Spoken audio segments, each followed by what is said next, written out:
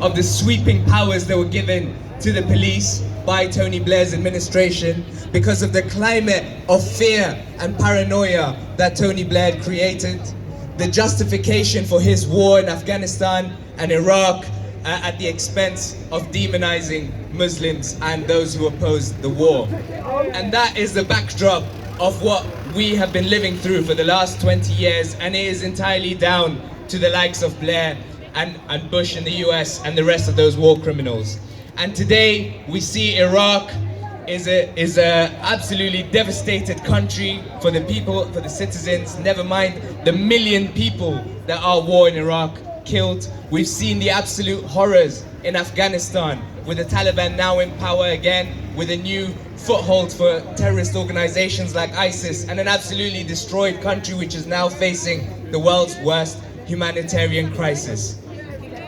And what an indictment it is of this country, of the state, of our monarchy, that they are choosing to celebrate the man responsible for these things.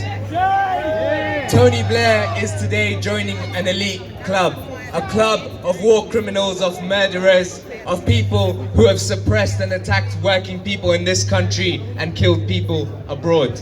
And that is why it's so important that we're here today to stand up against this absolute outrage, because those crimes that Tony Blair propagated when he was in power are responsible for the situation we face today. The situation with more war, more terrorism, more devastation, more insecurity for millions of people. The fact that working people in this country are today paying for a cost of living crisis that our rulers have made, and at the same time, instead of helping people who are being pushed into poverty, Boris Johnson and his like are boosting defense spending by billions and justifying more and more war, callously talking about nuclear war and attacks on other countries.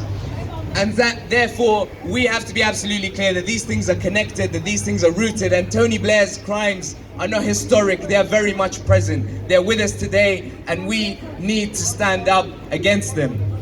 And that's why it's so important that we're here today, and not just that we're here today, but that we are part of an anti-war movement that has stood strong for 20 years, that has opposed the wars of our government, their crimes, their justifications with the demonization of immigrants and refugees. And we know that tomorrow they're planning to deport hundreds of refugees to Rwanda, and we will be taking a stand against that. And we stand against the austerity policies that are coupled with boosting defense spending instead. So thank you all for being here today. I'm proud that we're here today and taking the stand, and that we are part of this international anti-war movement, and that we will keep taking to the streets, we will keep organizing, we will keep mobilizing, and we will never let them get away with claiming that what they did was in our name, or that what they did was justified, or that what they did was legal or moral. We will always take a stand, and it is us who have the power.